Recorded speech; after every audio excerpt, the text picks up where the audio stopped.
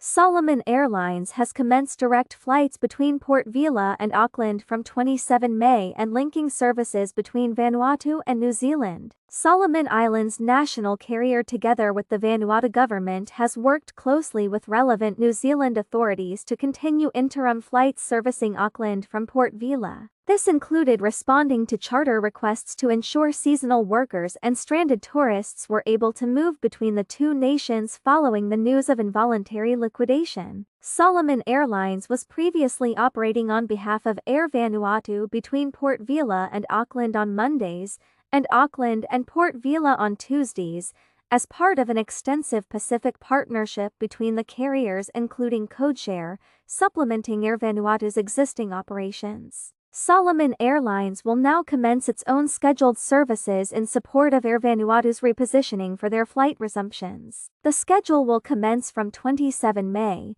anticipating twice-weekly flights between Honiara, Port Vila and Auckland from 1 July. IE710 will operate from Port Vila to Auckland on Mondays at 5:50 p.m., arriving in Auckland at 10:05 p.m., and IE711 will depart Auckland on Tuesdays at 12 p.m., arriving in Port Vila to 15 p.m. turning 62 this year. Solomon Airlines is one of the oldest airlines in the Pacific region and is committed long-term to ensuring easy flight access for our people, our visitors and friends, our seasonal workers and corporate travelers who need to move within the region. Solomon Airlines is aware of the importance to many stakeholders of efficient and direct air services linking Solomon Islands, Vanuatu and New Zealand.